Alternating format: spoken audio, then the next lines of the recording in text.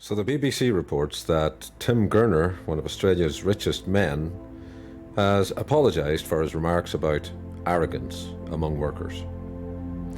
Okay, this guy hasn't apologised because he realised he's wrong.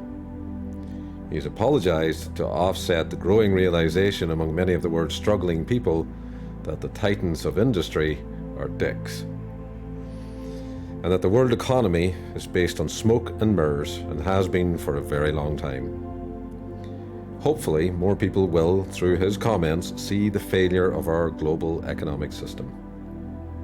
For the likes of Gurner, indeed all fountainhead types, he privately stands by every word he said. Don't doubt that for 1 second.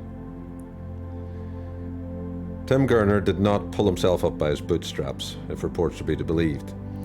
He benefited from an inheritance that allowed him to buy his first properties. That's something many of the tradies he derided in his remarks will never be able to do. People, workers, are means to the ends of these plutocrats. Now, I'm not an economist, but let me say this as a common citizen, as someone on a salary. What these geniuses in the 1% don't realize is that nothing will grow an economy faster, increase profits faster, improve innovation and demand faster than employees, workers, working people with greater disposable income. This is not news, but in case you missed it, salaries have stagnated in most of the developed world, particularly the more US-orientated hyper-capitalist systems.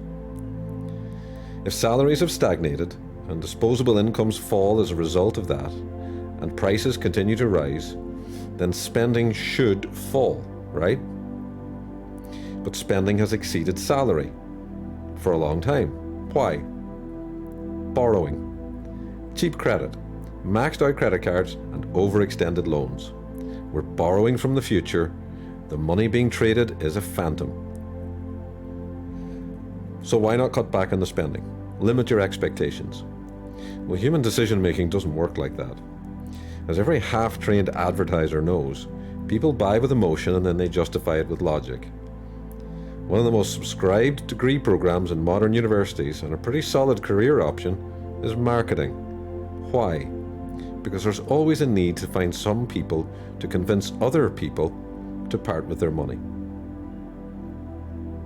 Behavioral scientists are some of the most prestigious academics in the university ivory tower. Current issues around fraud notwithstanding. We have invested vast research into manipulating the minds of consumers to buy, to spend, to acquire.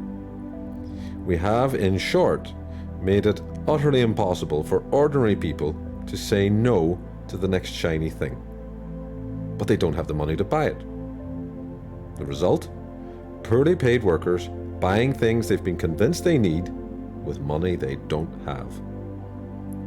Subprime mortgages, anyone? Then they get blamed for rising debt levels, rising private debt levels. This is the profligacy of the great unwashed. And then when this house of cards collapses periodically, they get hit with higher taxes and lower public services. But for Gurner and the titan class of plutocrats, it's these lazy freeloaders. For Trump, Farage, and other demagogues, it's poor people and immigrants. So Gurner and the other masters of the universe can take their apology and shove it. It means nothing.